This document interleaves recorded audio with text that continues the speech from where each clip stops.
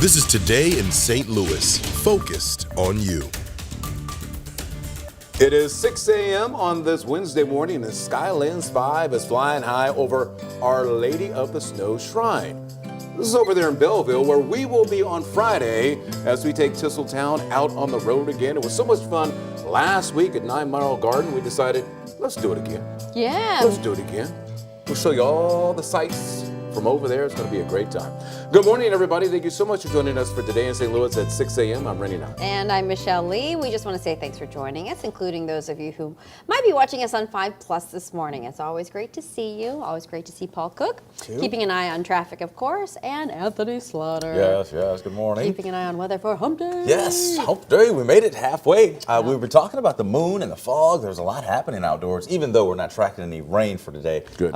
So do the crescent moon and the 5 o'clock, and then now it's all about the fog that's taken over. So be careful now that we are in the 6 o'clock hour. Some of that fog is getting pretty thick across the riverbeds. In fact, I want to show you from this vantage point, one of our cameras in Chesterfield, and you can see what I'm talking about, the fog right there over the Boone Bridge. And it's really condensed right at those river valleys. So again, just be careful, bridges near water valleys, river valleys this morning. 58 out the door at Lambert this morning. We are dry, mostly sunny as we go through the day. Temperatures cool to start, but warm to finish. We'll end the day today up near 80 degrees. We'll talk more about some rain headed our way for Friday coming up in just a little bit. Let's get over to Paul and track the roads. Paul, are you finding any of this fog creating any issues?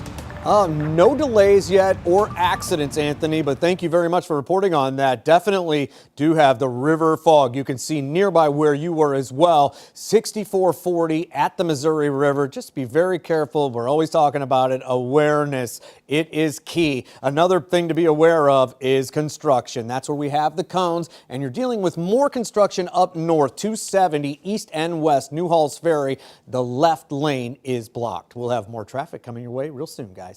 All right, thanks so much, Paul. New overnight, a St. Louis firefighter is recovering after being hurt while battling a vacant house fire. It happened around 2 o'clock this morning on Michigan Avenue in the Mount Pleasant neighborhood of South St. Louis. The fire department tells us the firefighter is going to recover. Our crew on the scene caught up with a neighbor who dialed 911. And I heard this popping sound, the way flames will pop and crackle. And I opened my front door, and that's when I saw flames shooting from the roof of the house across the street. And then everything broke loose. Well, the neighbor says she also heard an explosion before seeing the flames. This morning, no word on what caused the fire. Developing this morning, the immediate exit by St. Louis Circuit Attorney Kim Gardner. What's next for the office with thousands of cases still pending? Our Alex Fees is live downtown with who's going to take over the office, at least for now. Good morning, Alex.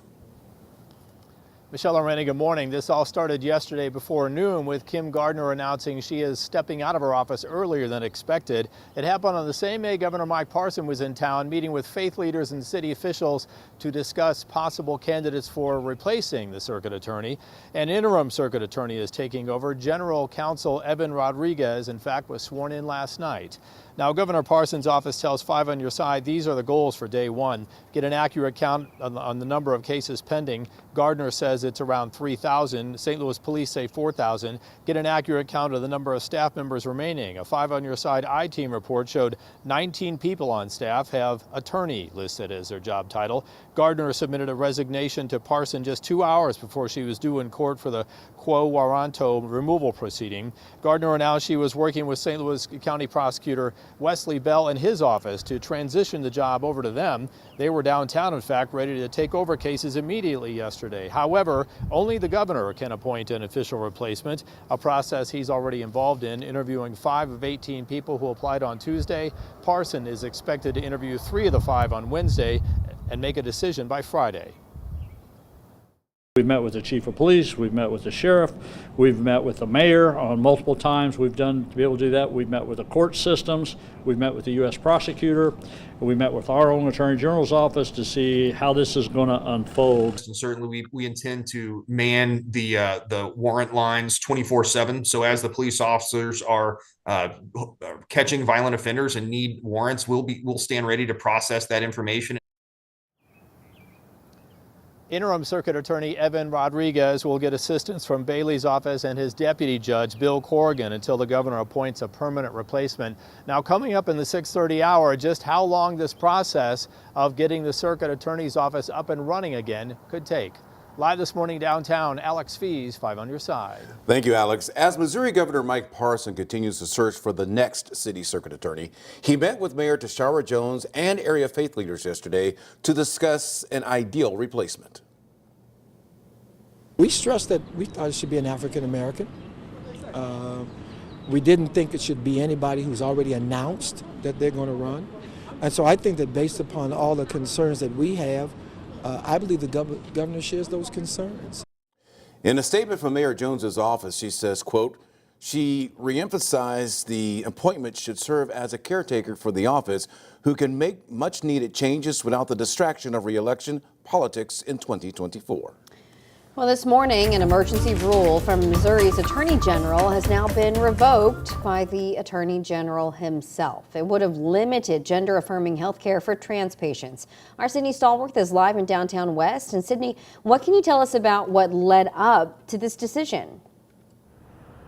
Well, Michelle, the Attorney General didn't state an exact reason why he decided to revoke his own emergency order. But what we do know this morning is that his rule placed limits on transgender health care for minors and some adults in the state. And the adult aspect is really the key here. Trans rights advocates have been vocal about this aspect, causing some concerns in the LGBT plus community, with some people saying they're willing to leave the state of Missouri altogether and relocate with their families. Now, Bailey first passed this moment about last month, issuing this rule requiring all new transgender patients to undergo several months of counseling before beginning medical intervention, and making it unlawful for individuals or healthcare providers to provide gender-affirming care without confirming that a patient has had 3 years of medically documented gender dysphoria. Last month, the ACLU of Missouri filed a lawsuit saying the AG doesn't have the authority to ban puberty blockers, hormone therapy, and gender-affirming surgery.